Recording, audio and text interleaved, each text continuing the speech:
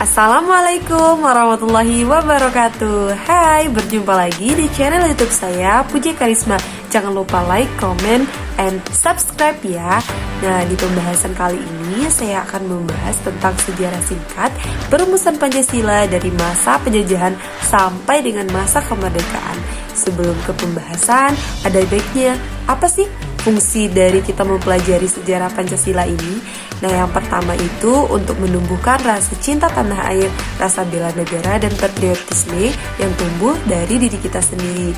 Niat untuk membela negara, niat untuk berpatuh, taat dan wajib untuk melaksanakan segala perintah negara selagi itu baik.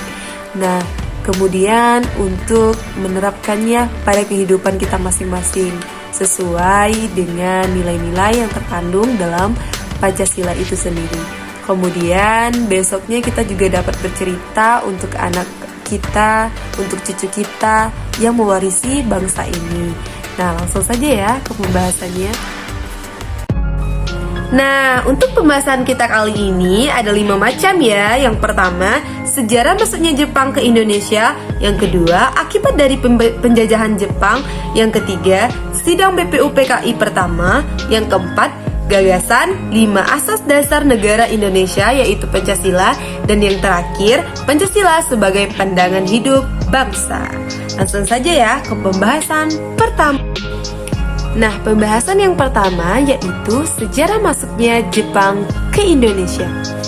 Pada tanggal 11 Januari 1942, Jepang mendarat di Indonesia bersama dengan tentara dan armada angkatan lautnya sejumlah 20.000 orang. Jadi, Jepang mendarat di wilayah Kalimantan, yaitu di Tarakan. Pada masa itu, Tarakan dikuasai oleh Belanda atau kolonial. Dan pada masa itu, Belanda tidak menerima Jepang masuk ke Indonesia. Kemudian terjadilah peperangan kala itu. Kemudian peperangan tersebut dimenangkan oleh Jepang. Jadi, pada masa itu, Jepang menguasai wilayah Tarakan dan wilayah Balikpapan di Kalimantan. Kemudian pada Februari 1942, Jepang tidak butuh waktu lama. Dia membutuhkan hanya waktu 2 bulan untuk menguasai wilayah-wilayah Indonesia yang tepatnya sangat strategis, yaitu menghasilkan minyak bumi, menghasilkan rempah-rempah. Salah satunya ada Tarakan, Balikpapan, Ambon, dan Palembang. Dan kala itu, Jepang bersama pasukannya memenangkan hati bangsa Indonesia. Nah, pada tanggal 5 Maret 1942, Jepang masuk ke wilayah Jawa, yaitu Batavia yang kita kenal saat ini, yaitu Jakarta. Dan pada masa itu, Batavia dikuasai oleh Belanda. Kemudian, pada tanggal 8 Maret 1942, Jepang resmi mengalahkan Belanda dan resmi pula menjajah Indonesia. Jadi, pada masa itu, tanggal 8 Maret 1942, Belanda menyerahkan Indonesia kepada Jepang secara resmi. Adapun tujuan-tujuan Jepang untuk menguasai atau menjajah Indonesia yang pertama yaitu mensuplai segala sumber daya alam terutama minyak bumi dari Indonesia ke Jepang. Kemudian Indonesia dijadikan tempat pemasaran industri atau alat-alat yang diproduksi oleh Jepang untuk rakyat Indonesia, karena rakyat Indonesia itu sangat banyak. Kemudian tujuan yang ketiga, Jepang membutuhkan tenaga buruh dari Indonesia untuk dikirim ke Jepang ataupun dipekerjakan di Indonesia. Jadi pada masa itu Jepang sudah memiliki tujuan untuk menjajah Indonesia, tetapi dengan syarat yang dikatakan bahwasanya Jepang memiliki janji untuk memerdekakan Indonesia itu sangatlah bohong pada masa itu. Jadi tujuan busuk dari Jepang itu hanyalah untuk memanfaatkan warga negara Indonesia dan mengambil sumber daya alam dari Indonesia itu sendiri. Nah, selanjutnya pembahasan kedua yaitu dampak dari penjajahan Jepang. Nah, adapun dampak positif dan negatifnya. Jadi kita membahas yang pertama yaitu dampak positif dari penjajahan Jepang ini.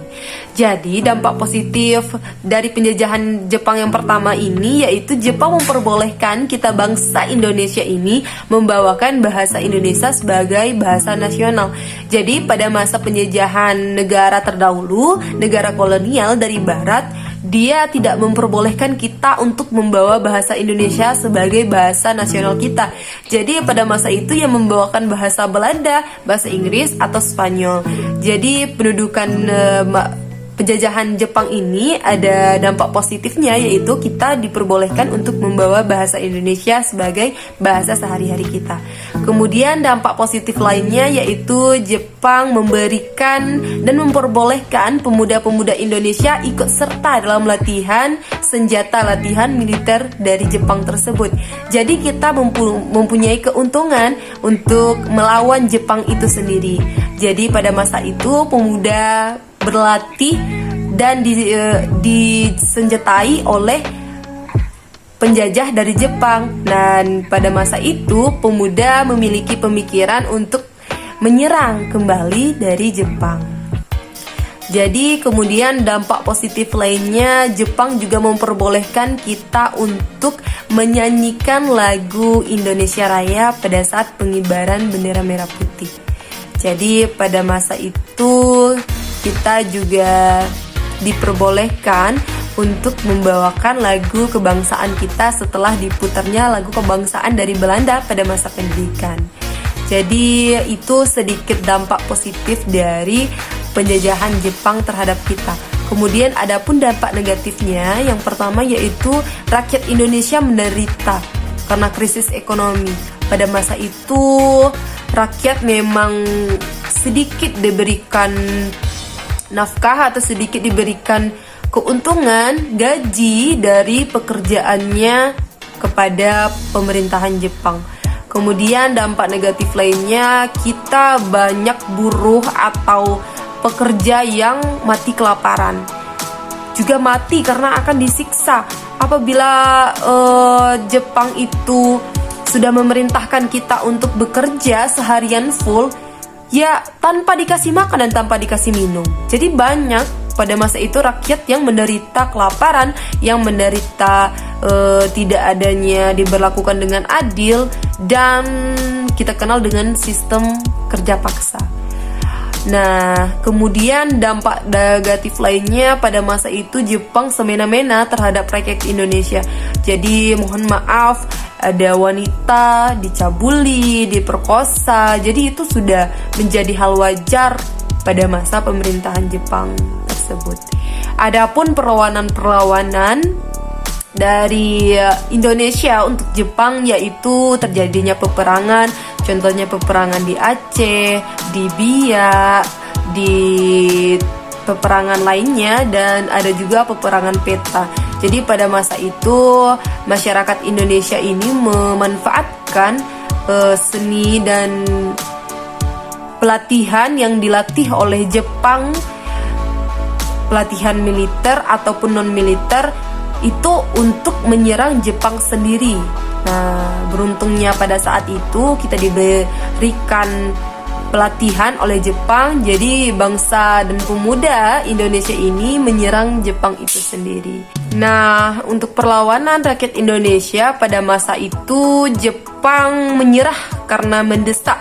Karena pada masa itu Jepang dikabarkan kalah dalam Perang Dunia Kedua, yaitu pada masa itu Amerika Serikat mengirimkan bom nuklir yang kita kenal dengan bom Hiroshima dan Nagasaki.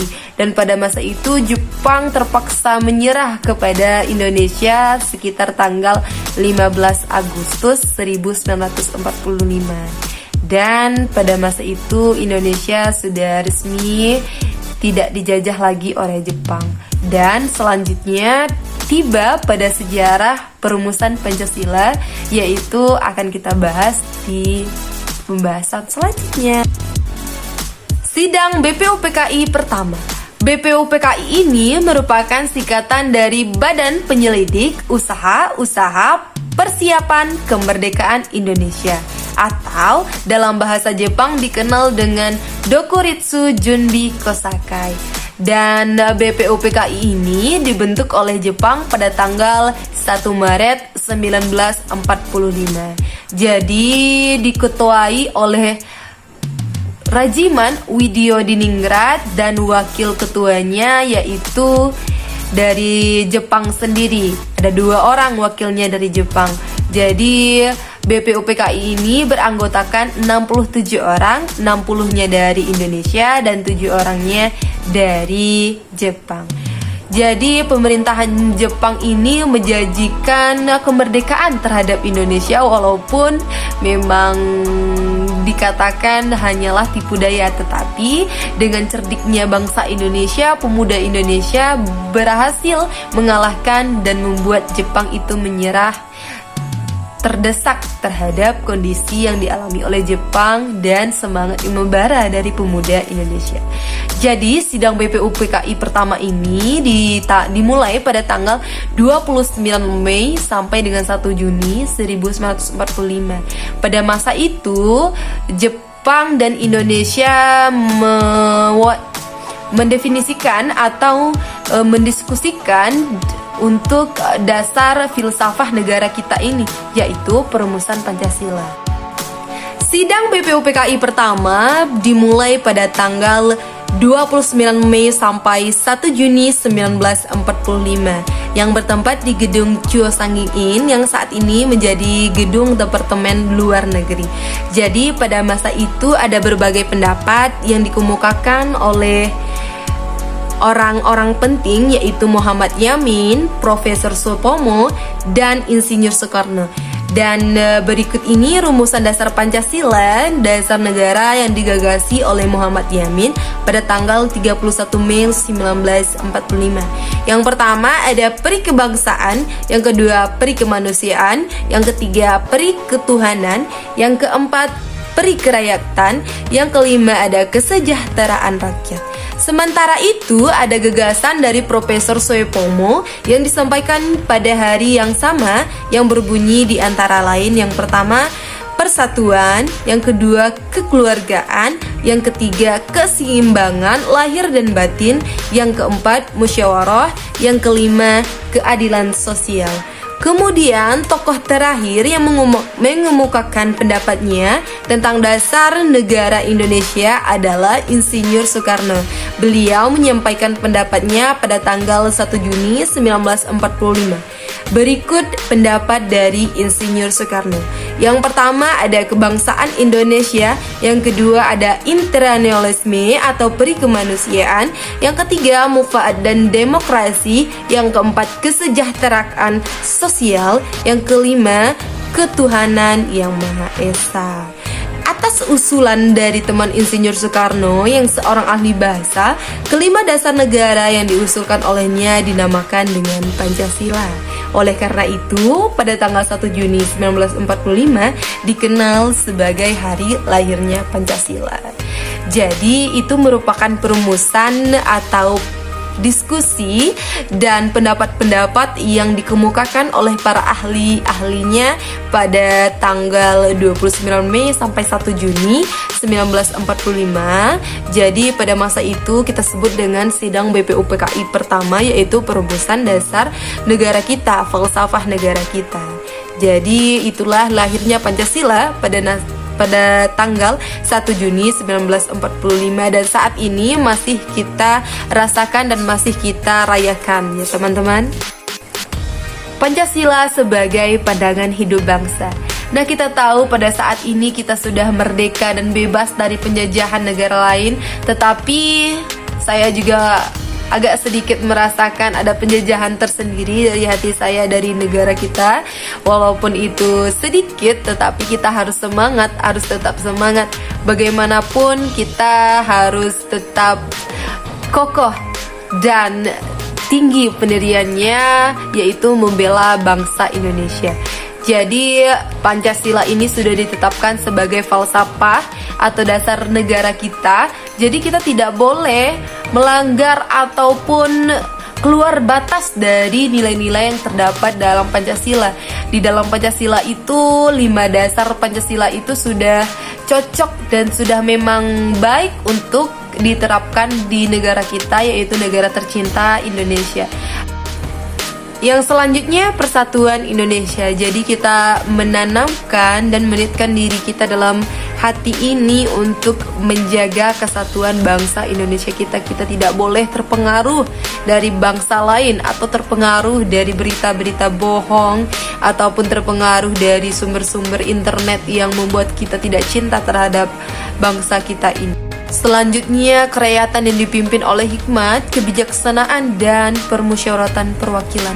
Jadi kita bernegara itu berdemokrasi, kita diwakilkan oleh pejabat, kita diwakilkan oleh pemerintah, suara kita diwakilkan oleh pemerintah untuk melaksanakan segala nilai-nilai yang terkandung dalam Pancasila, adapun undang-undang. Jadi kita itu bebas untuk bersuara, bebas untuk meminta hak kita, hak asasi manusia kita, menanyakan tentang ini, tentang itu, kita bebas. Jadi tidak ada unsur tekanan dari dalam pemerintah ataupun dari dalam lingkungan kita. Kita memang bermusyawarah, kita memang berdemokrasi dengan damai dan baik tanpa adanya kekacauan sedikit. Yang terakhir yaitu keadilan sosial bagi seluruh rakyat Indonesia. Jadi kita tahu kita harus berlaku adil. Contoh kecilnya seperti di dalam bermasyarakat, walaupun kita berbeda ras, kita berbeda suku, kita harus adil. Tidak adanya misalkan ada suatu kaum yang minoritas, kita tidak berbuat adil kepada mereka karena mereka minoritas dan kita mayoritas. Tidak boleh. Jadi kita memang harus berkeadilan sosial bagi seluruh rakyat Indonesia. Sosialnya itu walaupun dia tidak punya, walaupun dia kaya, tidak boleh dibedakan. Kita tidak memiliki kasta-kasta di Indonesia ini. Jadi kita itu memang setara, semuanya sama. Jadi itulah penjelasan dari saya secara singkat dari perumusan Pancasila sampai dengan kemerdekaan saat ini. Semoga teman-teman dapat memahaminya dan semoga tugas ini dapat dipenuhi dan semoga kita semua diberikan sehat walafiat dan tetap membela negara kita. Terima kasih. Wassalamualaikum warahmatullahi wabarakatuh.